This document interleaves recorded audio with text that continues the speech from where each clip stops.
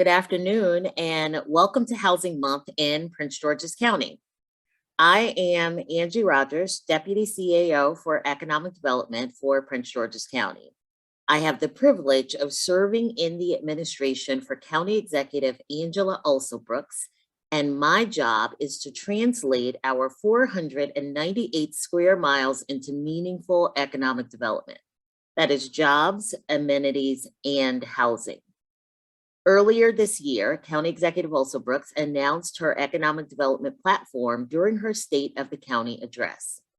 In that platform, we set an economic development vision for Prince George's County to grow a diverse, dynamic, and sustainable ecosystem that supports the county's goal to be the economic engine of both the region and the state. As part of that vision, we set specific housing goals. To build 26,000 new units by 2030, 75% of which would be affordable, to preserve 6,000 existing affordable units, and to build 10,400 new multifamily units, apartments or condos.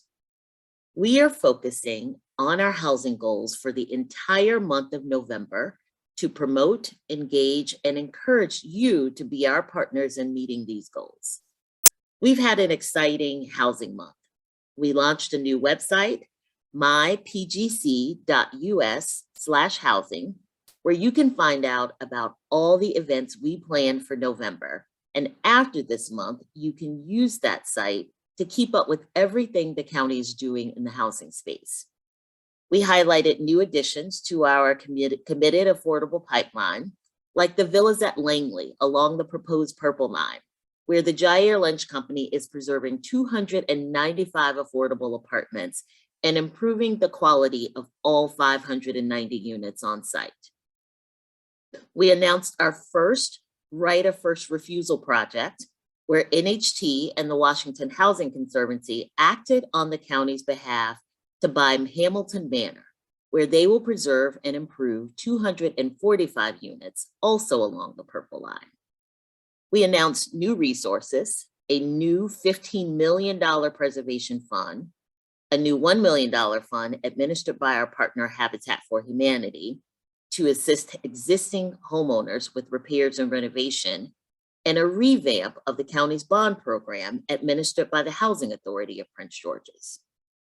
I'm glad you're joining us today for the last of 3 policy panels convened for Housing Month. Earlier this month, we discussed the county's affordability needs and also housing as a racial and social justice issue.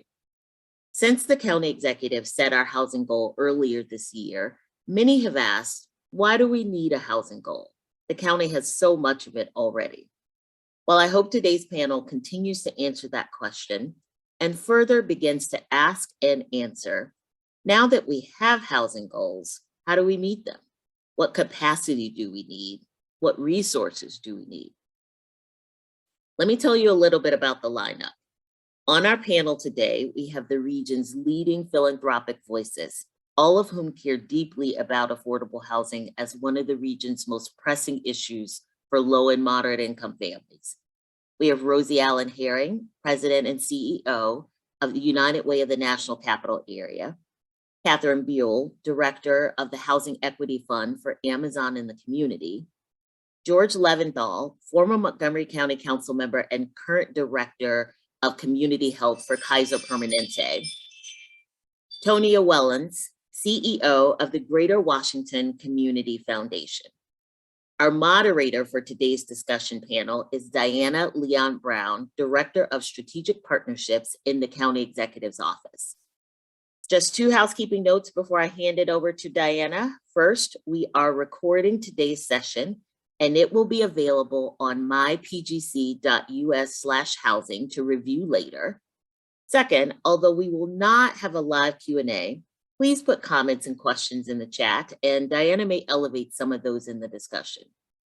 Now, I want to welcome Diana Leon Brown and our panelists to begin today's discussion. Thank you, Angie. Thank you so much for the warm introduction and welcome to our esteemed panel. I'd like to invite all of our panel members to please turn on their cameras and their mics.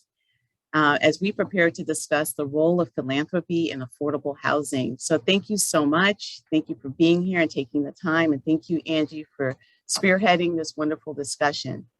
So part of our discussion, we're going to first go quickly around to do introductions. We have 1 hour and we have lots to discuss.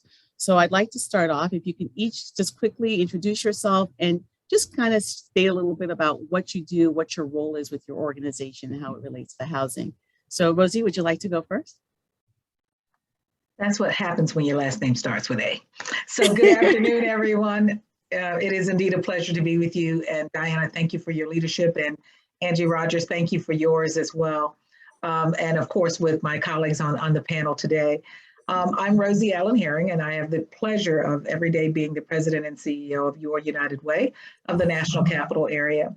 And our job is really to bring thought leadership solutions to some of the toughest challenges facing our region and to try to be that resource for ensuring that there's capacity along the way and in making certain that all of our nonprofit sector, as well as directly impacting many of the issues that are there. So it's a pleasure to be with you today. Thank you, Rosie. Catherine, would you like to go next? I'm working with the Christmas colors. So. Said Susan. I'm Catherine Buell. I am the director for the Housing Equity Fund for Amazon, and I am part of the Amazon in the Community team. We have been investing in communities for quite some time and are very proud to be moving into affordable housing. For those who are unfamiliar with the Housing Equity Fund, it is a $2 billion commitment by Amazon to create or preserve 20,000 affordable housing units in 3 target jurisdictions, including our very own HQ2. And we're very excited to be here today because we are looking at a number of exciting projects in Prince George's County that we think are going to make a huge difference on the affordable housing front. And the lovely Tonya Wellens. Good afternoon, everyone. Thank you, Diana. Thank you, Angie. Tonya Wellens, President and CEO, Greater Washington Community Foundation. Our mission is for a more equitable Greater Washington region. We've had a presence in Prince George's County for a long time, for more than 2 or 3 decades, and invest really as a general purpose grant maker traditionally. We've spent a lot of our investments in workforce education and in housing. And I'm really excited as we are rolling out our new strategic vision, which focuses on how do we close the racial wealth gap in the Greater Washington region, which I believe that housing is an important feature of. I look forward to our discussion today. Thank you, Tonya. And George, last but not least. Thank you very much. I'm George Leventhal, Community Health Director at Kaiser Permanente, our region's largest healthcare system with 800,000 members in Maryland, DC, and Northern Virginia. We have a commitment not only to providing healthcare directly to our members, as well as health insurance coverage, but also to the health and well-being of the communities that we serve. And each year, we give away about $2.5 to $3 million throughout our region for a variety of philanthropic endeavors. And one of our major emphases is housing stability. We know that a person who suffers housing instability has a life expectancy 27 years less than people who are stably housed. So in Prince George's County, we've focused very intensively on trying to produce and preserve affordable housing along the upcoming Purple Line, because we know that this major investment in infrastructure is going to have a significant effect on upward pressure on housing costs, land prices, and rents along the Purple Line corridor. And so we've been a convener of an effort called the Purple Line Corridor Coalition Housing Accelerator Action Team, and we've assembled a lending pool of about $10 million, which we are making available for pre-development expenses for nonprofit housing developers in the corridor. Of that 10 million, 5 million was invested by my company. Fantastic. Thank you so much. As the Director of Strategic Partnerships, I have the pleasure of working with all of you in different capacities, and we're very excited to talk about the role of philanthropy and as it pertains to affordable housing. So as we're looking in Prince George's County, I'd like to direct this question to Rosie and Catherine. What is the impact of setting housing production and preservation goals, especially as it relates to this county? Catherine, would you like to go first? Yeah. I would start out by saying the region, the capital region as a whole, has a huge housing supply gap, and it's across all incomes. And so we like to talk about housing affordability, but we all know that the capital region is becoming increasingly expensive, and Prince George's County is not being spared by that by any stretch of the imagination. And so one of the important keys for philanthropic partners is continuing to support the region's efforts to create more affordable housing. It is really an honor, and I'm so proud of the work that Angie in Prince George's County is doing to invest in affordable housing. But that makes a huge difference to make sure that the people who are from this region can stay in the region, can afford to live in their properties. So with the Amazon Housing Equity Fund, we're looking to be able to do just that, is make sure that there are ways that we can support the efforts that whether it's government institutions or other partners are doing to create more affordable housing opportunities. And we've been specifically focused this year on transit-oriented opportunities and identifying ways that we can work with partners like WMATA, which is not a traditional affordable housing partner, but is one of those partners who's working out there to do great work and increase the amount of affordable housing that's available near its transit stations to be able to contribute to that, not only the housing supply challenges, but also the housing supply pressures, particularly for more moderate to low income households. Fantastic. Thank you, Catherine. Rosie, would you like to address the question? As we think about, why it's so important, certainly to much of what Catherine has shared, we do live in an area where it is considered high cost. And what most people don't recognize or don't realize is, yes, there are higher salaries in this area, and most, attribute that to 6 of the top 10 highest earning incomes are in this region. Certainly, we are considered sometimes one of the most fittest cities or fittest areas or regions. We have low unemployment, we have high education. And so, of course, it's a Chamber of Commerce's dream. You would assume we have no issues. But what you find is I like to talk about the gap between those who are able to take advantage of those higher paying jobs, those who are able to take advantage of the education systems that are here, those that are able to have those resources. They are stark difference, and the gap is getting wider for those who can't access those services. So it's really becoming not a necessarily have and have not, but it's either you have or you literally don't. And there is really no in between, no middleman, no middle class. It's just going to be poverty or largesse. And so for me, bringing Your United Way to bear, one of the strategic priorities for us is economic stability. And when we look at economic stability, it looks across the boundaries at everything. It looks at education, because we know that that's the precursor to success.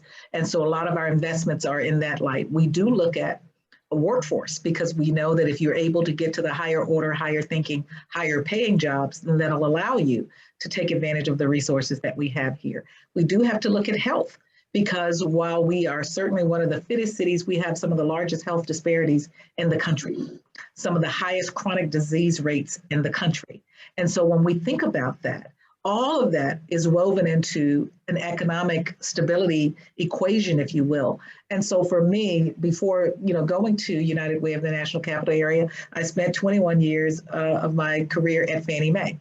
So housing is sort of kind of in my blood, if you will, and having had the opportunity to work with Angie Rogers during my time there and invest specifically in Prince George's County, that was a priority for Fannie Mae, and it still very much is, because it's a part of our hometown market. But when you see where the opportunities grow, and I know we can talk about it a little bit later, but when we think about this region, and it's not even just drawing our circle around the Beltway, we can see where the investments are and what the intention is. When you look at what's happening in Northern Virginia, they have determined they wanted to be the tech corridor. They told you that, they acted on that, that is who they are, all the way to Loudoun County. For Montgomery County, and I know George knows that extremely well, they are the biotech corridor. And that biohealth initiatives that are all up and down 270 is helping define the brain power that's there in in Montgomery County. So now we have to think about Prince George's. Prince George's for years was simply a bedroom community. It was affordable. You could lay your head there, but then you drove to work somewhere else. You went to shop somewhere else. You went to do things somewhere else. And now Prince George's is defining itself as a one-stop shop and a place, a destination, if you will, where you can work, live, and play, but it's requiring some different thinking in terms of how we look at housing and what does it mean to have a lifestyle in Prince George's County. So lots of work there, and certainly your United Way is committed to it. And these are the investments that we think are critical to building a thriving region. Fantastic. Thank you, Rosie. That was really insightful. Now, it kind of leads right next to the next question, which I'd like to direct to Tonya and George. How is the affordability issue or the nuance in Prince George's County as it pertains or compares to the region? So what do you see that's really specific and unique about Prince George's County? Tonya, would you like to go first? Sure. So I'll start by just offering a huge congratulations to county leaders for developing a housing strategy. I've lived in the county for 25 years, and I know that for many years, it's been commonly known that some of the most affordable housing in the entire region was right here in the county. And so our position was to really encourage the rest of the region to catch up. I think the strategy allows us to be more thoughtful about place and access and affordability in a way that allows us to welcome residents across socioeconomic levels to live here and to stay here in housing that they can afford. It's just an important, I think, nuance, right? That we already have the most affordable housing stock, and our plan and our vision is to build more of it across socioeconomic levels. I think it's worth mentioning that gentrification in DC is having an impact on Georges County, both from a housing perspective and from the perspective of the sort of human services delivery infrastructure, which to me is both an opportunity and a call, I'd say, for deeper, more strategic investments, both in housing and in the human service delivery infrastructure. Yeah, well, I completely agree with Tonya's points. Back in 2000, Brookings released a study about the East-West divide in the greater Washington area. And 21 years later, we still see it. And we see the effects of historic redlining and segregation. And we see that investment tends to flow to the western end of our region, and that's where more white folks live. And we see that there has not been the same amount of investment in the eastern part of our region, northeast and southeast DC and Prince George's County, where there are a whole lot more Black folks and household income is lower. And we see that investment tends to flow to areas where investments have already been made. I too want to congratulate County Executive Elsa Brooks for adopting explicit housing targets. That's a big and very positive change for Prince George's County. And I want to congratulate Amazon, where this massive investment is going into Northern Virginia, but Amazon is committed, understanding that commuting patterns will go throughout the region to get to its new HQ2 to work with WMATA, and including there will be, we anticipate, important partnerships in Prince George's County. I want to give a quick example of what makes Prince George's different. As part of our work with the Purple Line Corridor Coalition, we commissioned a study from Enterprise Community Partners. Affordable housing is an enormously complicated field. You could have a panel like this every day and you wouldn't solve it. And those who know a little bit about it know that inclusionary zoning is one of the tools that is often used. Inclusionary zoning, whereby if you're going to have new development, you set aside a percentage of the new development for below market rate affordable housing as a condition of approval for the new housing.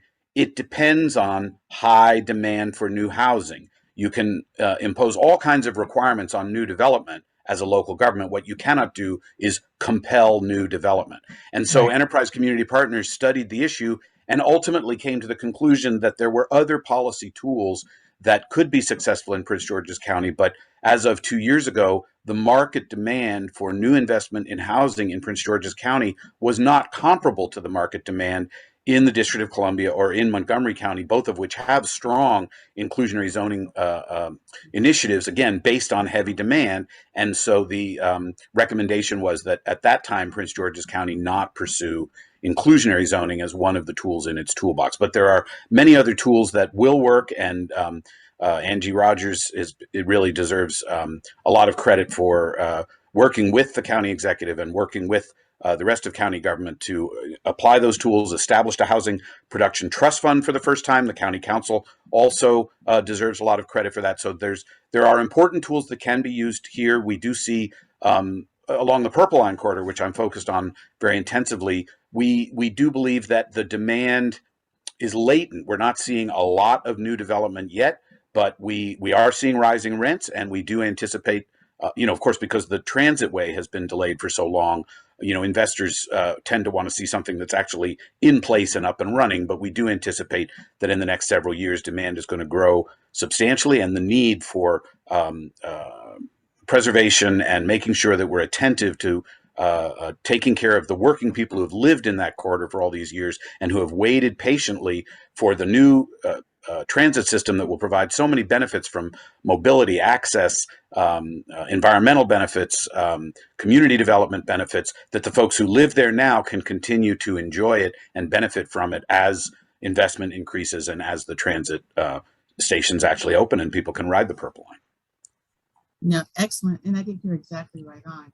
We're looking at, in Prince George's County, you have inside the Beltway, you have outside the Beltway, you have all these different corridors. Are there in particular areas, I'm going to target this for Catherine, in Prince George's County that you think need more attention or more of a focus?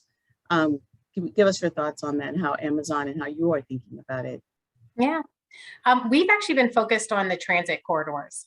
So some of this is piggybacking off of the Blue Line strategy with Prince George's County, and making sure that we are emphasizing, to George's point, how people move throughout the region and making it easier for individuals and families to live in Prince George's County, but to also be able to access job centers or other places more easily and more affordably.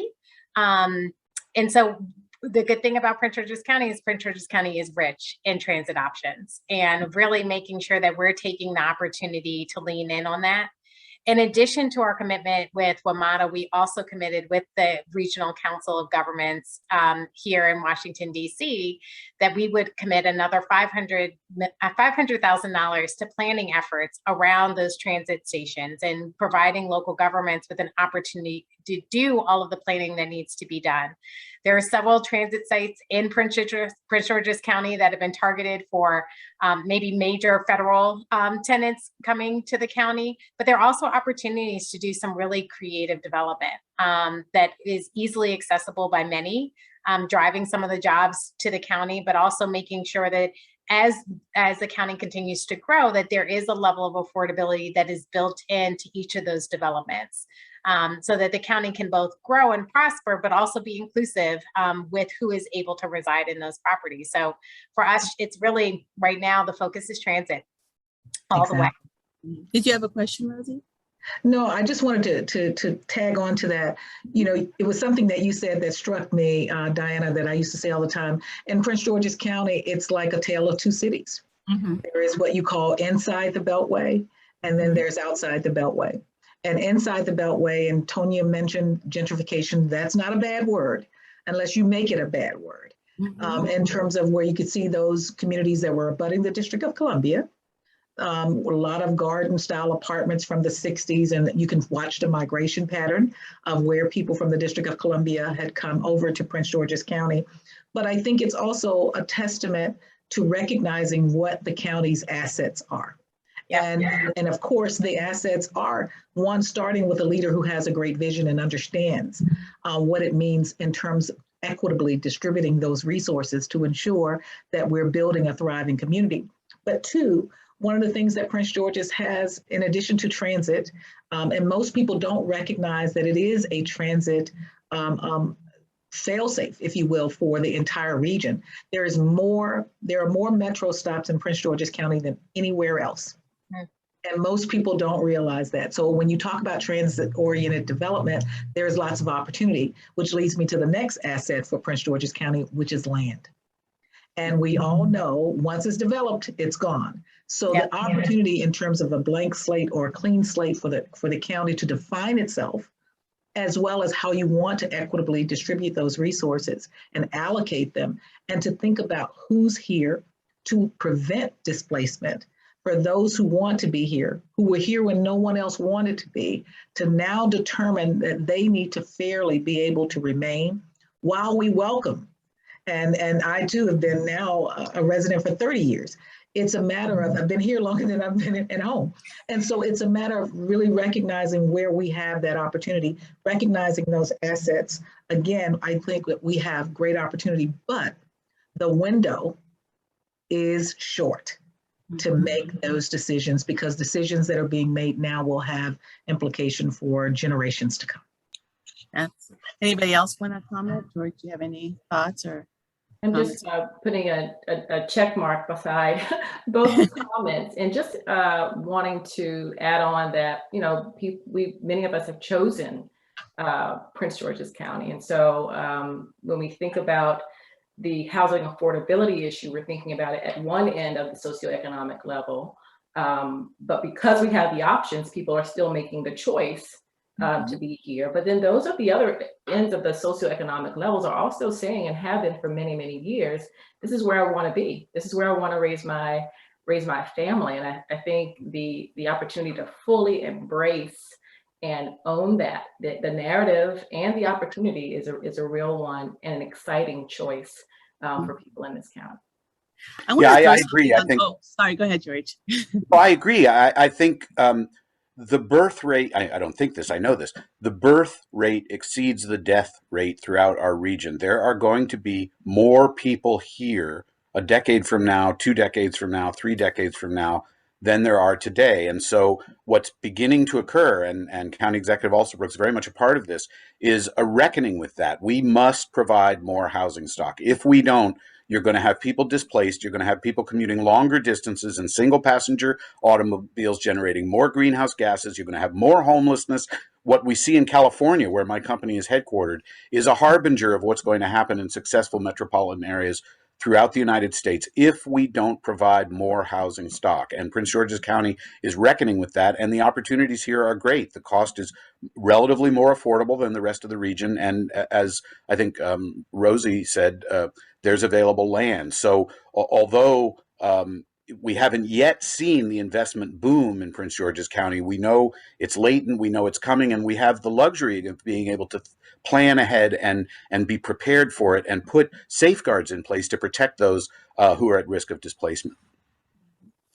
One thing I wanted to put on the table, I think it was something that you said, Rosie, that kind of triggered it, is when we talk about affordable housing, we're mentioning we don't want people displaced.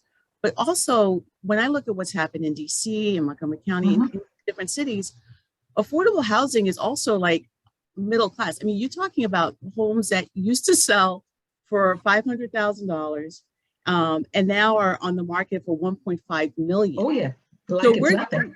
Exactly. And so when I just wanted to put that out there, because sometimes people have a skewed perception of what is meant by affordable housing, but it's really just being affordable for the people who work and live in the region. And that really runs a pretty broad gamut nowadays. I think, you know, when I look at a townhouse I purchased when I first moved to Alexandria 25 years ago, I think I paid maybe $200,000 for that townhouse. And now it's, you know, selling for 1.7 million.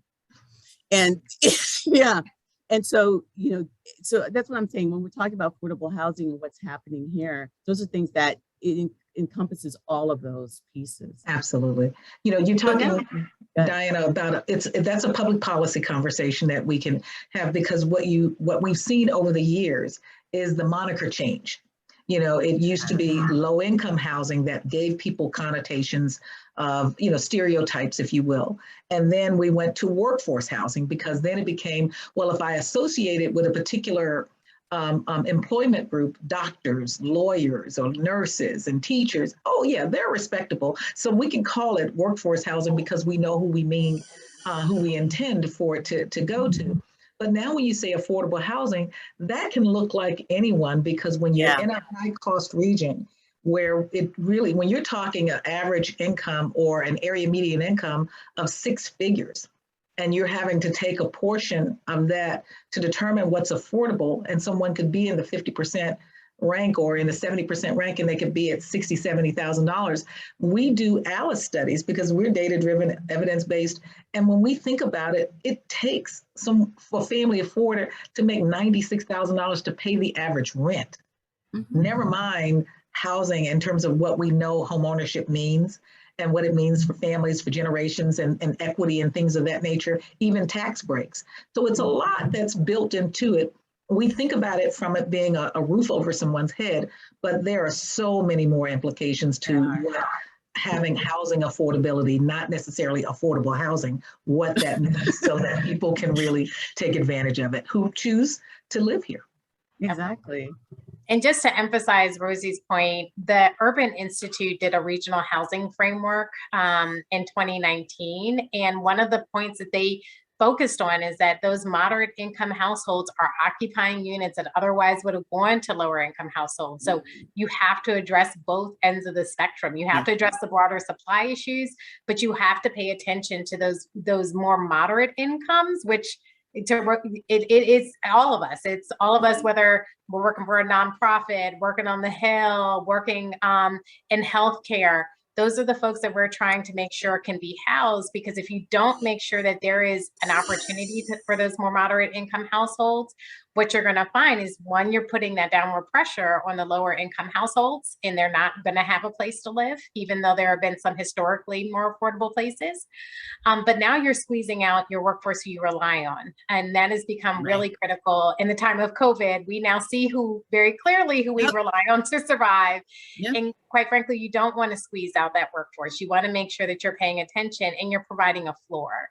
And the one point I will say is that a lot of people have historically seen Prince George's County as a more affordable place, but that does not mean that there do not need to be protections. There need to be protections on affordability. There need to be long-term restrictions on the levels of affordability. There need to be contributions, because at times like COVID, what you find is that those jurisdictions that have had the protections in place don't have as much of the bottom falling out. It is very difficult to protect your resident base if there are no affordable housing protections. And we're seeing that, at least from our vantage point, over and over again, where there are local jurisdictions who are panicked if a building gets sold and they have no tools to bring to the table. Being able to have all of the tools that the county is bringing to bear is going to make a huge difference in making sure that there is some level of affordability as Prince George's continues to grow. So let's talk a little bit about the role of philanthropy. What is the role of philanthropy as it pertains to housing? How can it have an impact on production, preservation, operations? Let's go around a little bit and let's explore that a little bit, because that's really what we're trying to start the conversation on, with this discussion. Who'd like to go first? Raise your hand. I'm happy to. Okay, George, go ahead. I think we're all We're all ready to go. Ready to go. So I think the most important thing to understand is that when you're talking about below market rate housing, by definition, you're working against the market. It costs a certain amount of money to build a home. It costs a certain amount of money to incent home builders and investors into the field. And so there's going to be a gap. There will always be a gap. And that gap will largely be made up with new construction by low-income housing tax credits, but it takes a long way, years, for a project to get to the place where it's able to apply for low-income housing tax credits. And in that space, it's not generating a profit. And so you need government and you need nonprofits, you need philanthropic dollars to fill that gap. Otherwise, it just isn't feasible. Nonprofits themselves are usually the developers engaged in building the affordable housing. They're in the nonprofit space. They need foundation support. They need charitable support. Otherwise, it just doesn't happen. So society has to recognize the imperative of making sure that everyone is housed, and then we need resources which are not profit driven. Otherwise, because the housing isn't profitable by definition, it just isn't going to happen. Tonya? Same. I have a personal philosophy that philanthropic capital should be used for catalytic purposes and to support our most marginalized people and places. And so when it comes to housing, I think there's a role for us specifically in the 0 to 60 AMI part of the market in supporting low-income senior housing, specifically in Prince George's. And I want to give a nod to the faith-based community for leading the way. and for supporting moderate income home ownership. I think to George's point around sort of there not being a profit motive necessarily when it comes to how philanthropic capital could be used, because the market will respond accordingly in other places along the income spectrum. But there are very few places that are looking at permanent supportive housing and housing for people who are sort of at the lower end of our socioeconomic level. That's where I think we have an opportunity, particularly public foundations. I think the model is a little different for corporate philanthropy, et cetera, but for public and private foundations, our role on the 0 to 60 end is super important to me. Mhm. Yeah, and we've decided to take a unique approach to how we're investing in affordable housing. We acknowledge that the government are first and foremost. Governments plan zoning, they plan housing production trust funds. They have so much control on where the housing stock is able to be built. But we decided to focus on 3 different areas. The first is preservation of affordability, because similar to the work that George and others are doing around the purple line, we're finding that the loss of affordability is happening at an alarming rate. So those properties, those buildings that we all either lived in at one point or we knew were more affordable, we're seeing that there are not a lot of tools being offered by some of the major funders to be able to make sure that nonprofits or mission-driven organizations are able to acquire and maintain those properties as affordable. So that's one of the areas that we've been able to lean in on. And the second area is looking at some non-traditional government agencies, because we're not restricted in the same way that some of the other more traditional affordable housing investors are restricted. Looking at partnerships with people like WMATA. Schools are another group that we're looking at and seeing whether or not there is an opportunity to do more of those non-traditional partners. These are partners who have land, who have a desire to support affordable housing. And then the last area is making sure that there's diversity. We do want to make sure that there are homegrown developers that we're able to work with, that there is diversity across the developers.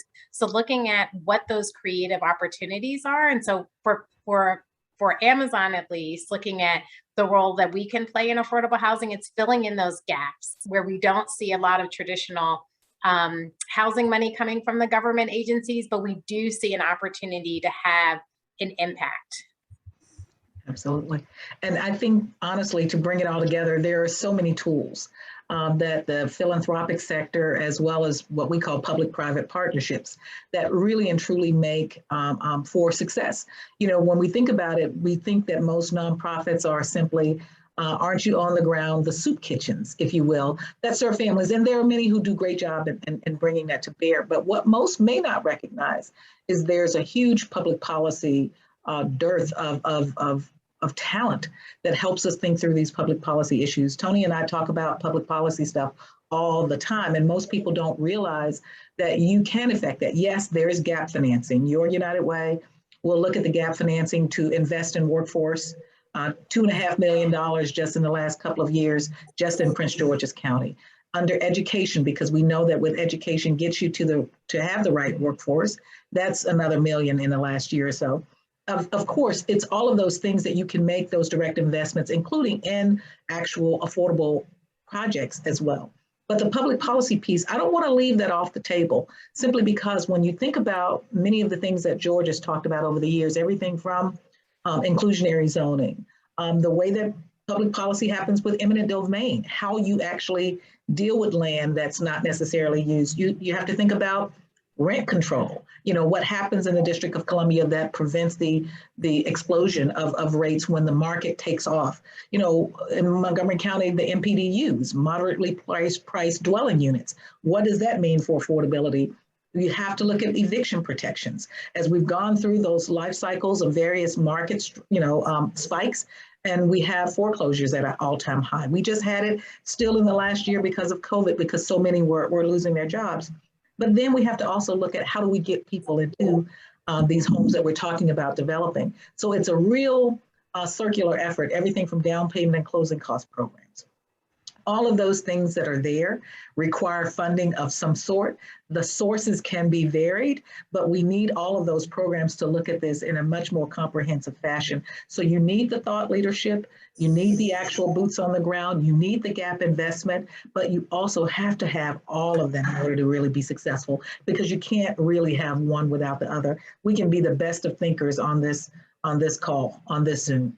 And I know we have bright minds, and I know every one of my colleagues here. But if you don't have the assets of the actual land, if you don't have the agreement as the county executive has brought to the table in terms of what that commitment is, and then you don't have those funders who are able to help fill those gaps, be it public dollars or private dollars, none of this will happen. And so we need all of them collectively in order to be a comprehensive solution. Which leads me right to my next question. So let's talk a little bit about capacity building, right? So we always talk about capacity building, the nonprofit sector. How do we build capacity? How do we build capacity? But we need to have a more start really digging in. How does the county build capacity to meet these goals? What are we asking of the nonprofit community, and how do we help them build capacity to support these efforts? Why don't we go around and share your thoughts and strategies that we should be really thinking about as we're moving forward with this. George, would you like to go?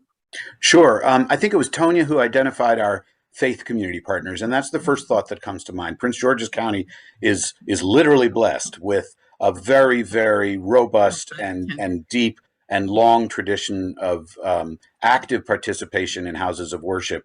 And I'll tell you one thing, you talk about inside the Beltway versus outside the Beltway. Mm-hmm. There are not a lot of participants who have buildable acreage, but houses of worship do. Houses of worship are very often located on large plots of undeveloped land with large parking lots that can be redeveloped. And so I'll give you an example. The Refreshing Spring Church of God on East West Highway in Riverdale, which owns an office park across the street, and it's going to turn that into 280 units of mixed income, but mostly affordable apartments and townhomes on land that has been owned by the church for decades and undeveloped. And there are many houses of worship around the county. I'm sure you can all envision those that have, a sanctuary on a hill with acres and acres of undeveloped land. So Enterprise Community Partners and others are trying to build confidence and build awareness and understanding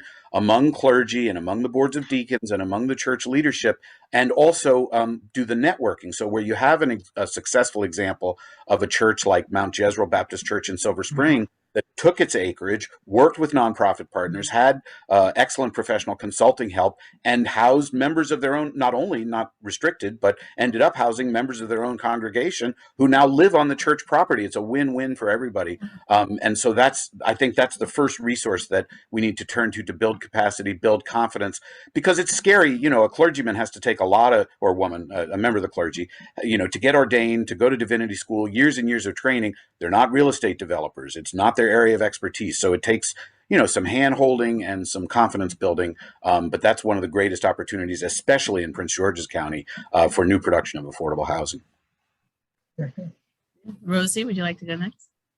Again, when we think about it, there are so many things that we can look at in terms of capacity building. Again, a lot of times we think about it from a standpoint of, can we help the nonprofits that are in Prince George's County do even more? And what does that look like? But it also comes back to what I call the word, it's just accountability. It's saying, are any of us as impactful as we seek to be? Are we helping who we seek to help? And are we having the success that we believe we should be having enough to keep doing it over and over again to know whether or not we're moving the needle? And so capacity building is critical, because when we help our nonprofits, help our citizens, our neighbors, then we know that we're building the capacity to be able to be even more impactful. And so it's there. It's certainly a need. It's not the only thing that needs to be done, but capacity building is critical because it's helping someone. How can I say it? It's not giving them the fish, it's teaching them the fish. And then we know that there are long-term implications there. Excuse me. Thank you, Rosie. Were you laughing at my fish analogy, Diane? I'm sorry? So were you laughing at my fish analogy? No, I was coughing. Catherine, what are your thoughts? I will say one of the things that strikes me, because we work across multiple jurisdictions, is the role of government in creating some of those opportunities. And Prince George's County has started to really push out a lot of opportunities. And so identifying opportunities for those local businesses to build out their capacity. We have no challenge finding minority developers who have experience doing work in the District of Columbia, for example. I can name 5 to 10 off the top of my head who are more than qualified. Once we step out of the District of Columbia proper, whether it's Northern Virginia or it's Prince George's County, that list shortens extremely. And so a lot of this is finding those local nonprofits who really do know the local community and pushing as hard as we can to be able to make sure that they are given those opportunities and intentionally doing it. I can't say that we have hit the nail on the head, but it is one of those areas where, as we're talking about capacity building, particularly in Prince George's County, being able to identify those local nonprofits and or those local developers who are from the county, know the county very well, will do right by the county, but then are given those opportunities to either partner on major developments and or manage them themselves, makes all the difference in the world. And when an Amazon comes into town, we do look for those local partnerships, and we do look for those individuals who have the local experience. And we are seeing that there are certain governments who have been able to set the platform and set the stage a little bit more easily and intentionally than others. In Prince George's County, the good news is as well, it's on its way. Okay. Well, I'm really happy to hear that, because that's actually under my bailiwick a little bit.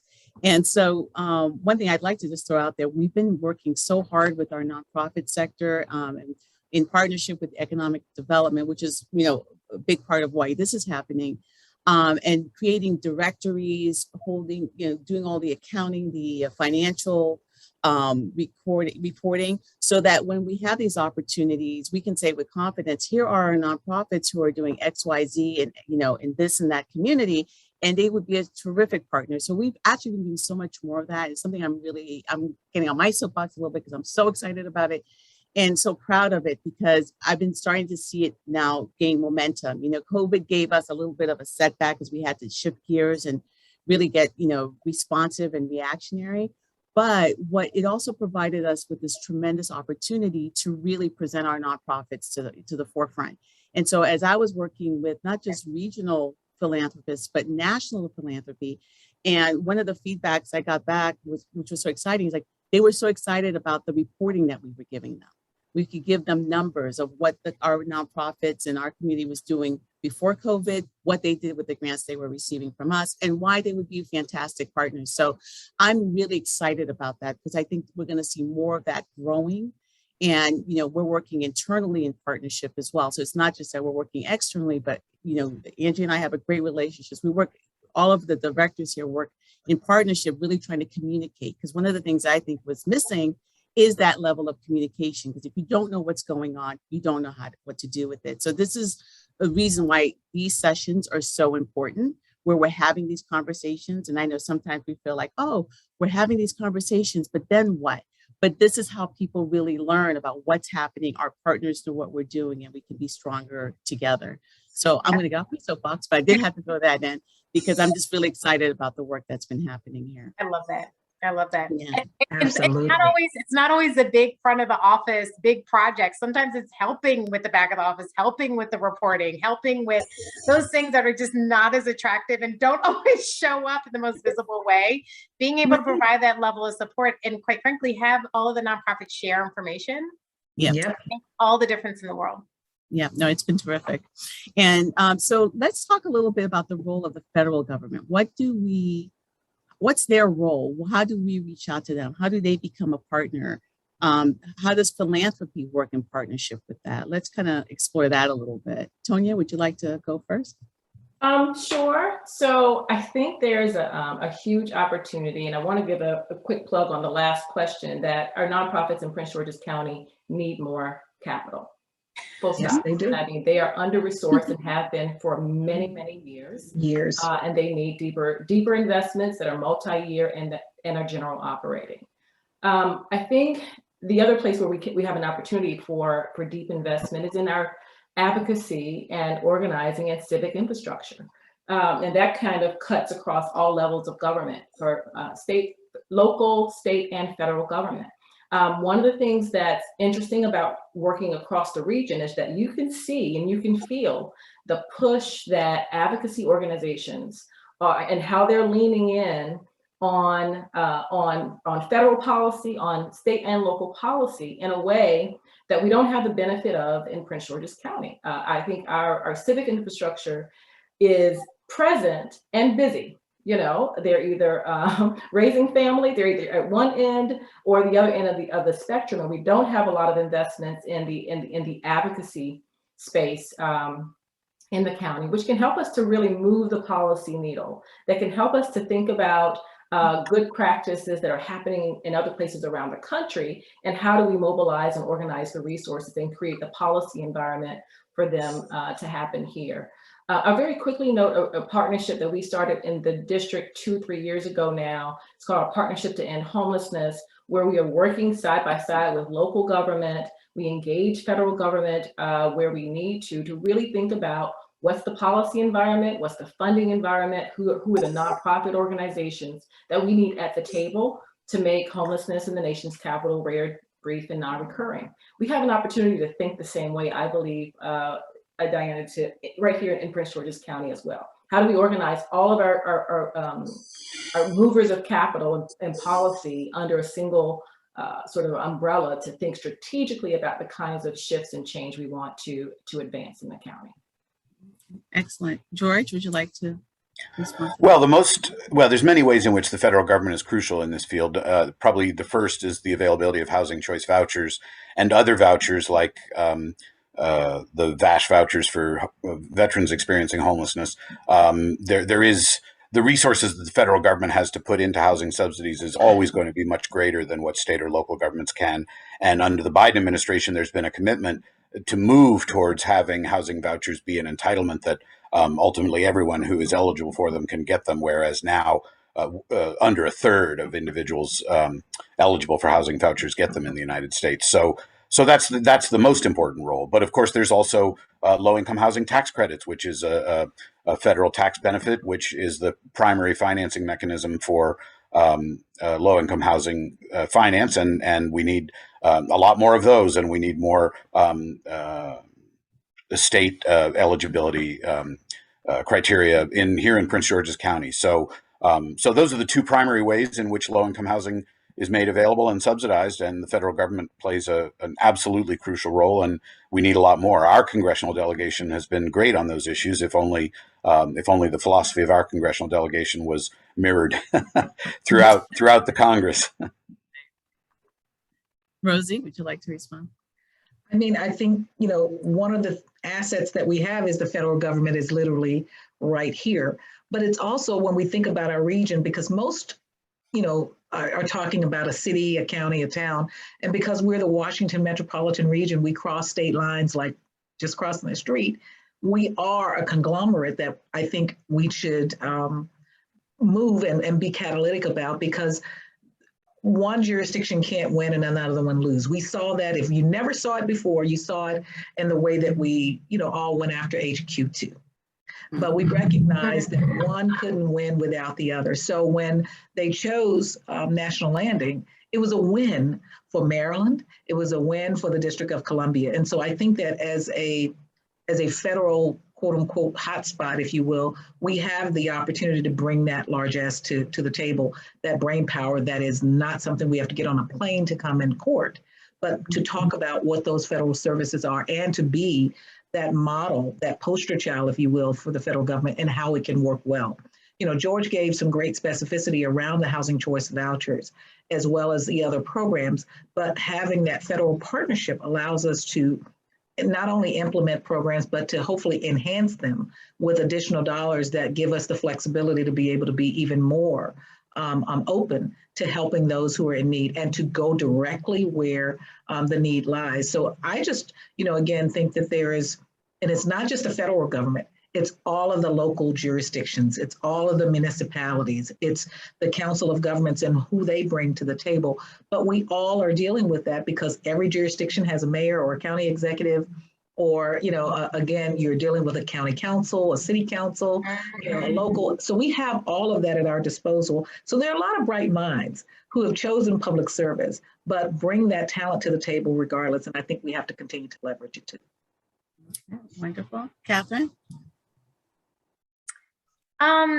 I actually don't have a whole lot to add. I think that just bringing all of these voices together to continue to plug away at the challenge and, quite frankly, raise awareness of what's going on, both the positive as well as what the challenges are, is what's going to really make all the difference for us.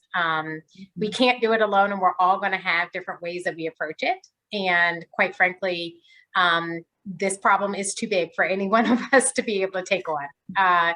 And so we're all going to have to contribute in our own ways. They're all equally important, but it's really going to take all of us focusing on all of the regional challenges, and specifically, how do we bring more affordability to a place that has been seen as a bit more affordable, but still has its own real opportunities as well as barriers. So I'm getting dinged. So I'm looking at the time. And so I want to thank everyone for taking the time to be part of this panel. I really am excited about it. Our county executive has made this a huge priority. And one thing that's been a real pleasure to work on with her is her love and passion and care for the community. So we have been having numerous discussions. In addition to community partners, we've had conversations with our citizens, our residents, the arts community. It's just this comprehensive, collaboration, which has a lot of wonderful energy, and I'm really excited to be part of it. So thank you. I'm just going to ask everyone to go around with one last sentence of what do we do to keep this moving forward? Like what should be on the top of our list, on the top of our mind, so that this is not the last discussion. This is the first of several discussions. And so I'd like to start with Tonya. Give us what's your takeaway? What do we need to focus on? And we can just go around the clock. Partnerships. What'd you say? Partnerships. Oh, partnerships. Wonderful. Thank you. George? I like the accountability. I really like that the county executive has pledged to meet specific targets, and that makes everybody focused to try to achieve those targets. I think if you talk about things in the abstract, you're less likely to be able to show measurable outcomes. Wonderful. Rosie? Communication, only because George took my accountability. I will say communication, because I'm actually writing these down. Okay. Wonderful. When you communicate and you continue to communicate, then that ensures that the message hopefully is getting to everyone that needs to hear it, but also that you bring those various voices to the table to ensure that you have a collective of people who are indeed invested in the solutions. And so to me, the partnerships are there, the accountability is there. If you keep the communication going, then people will feel like they see themselves in it, and there'll be more, there will be more buy-in. Wonderful. Thank you. Catherine? I feel like, quite frankly, everybody stole all of my I know, right? but just keep talking, setting the vision. The Prince George's County vision is ambitious. It is bold. Everybody is excited about it. But continuing to talk about how we can support that vision, and just sharing information in forums like this, continuing to raise the visibility about the wonderful things that are happening in Prince George's County, the partners who are there doing great work. That makes all the difference in the world for others who are looking to also contribute in their own ways.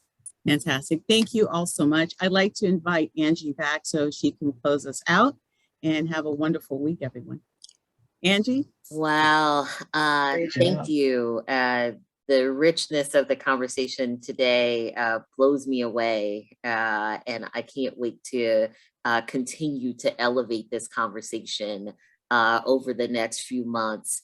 Thank you all for your participation. In many ways, the county is at the beginning of our affordable housing journey, but we have so much room to be intentional about our opportunities to build, our opportunities to preserve, our opportunities to create equity, even while we're growing. I just want to remind everybody that a recording of today's session will be available on mypgc.us/housing. We welcome you to stay in touch. Thank you, and everyone have a great afternoon. Perfect. Thank you. Thank you so much, Angie and Diana, for your great leadership. And please convey our thanks to the county executive. To all my colleagues, thank you. Be Thank well. you. Yes, thank you. Bye-bye. Great Thanks. day, This was everyone. great. Bye. Absolutely.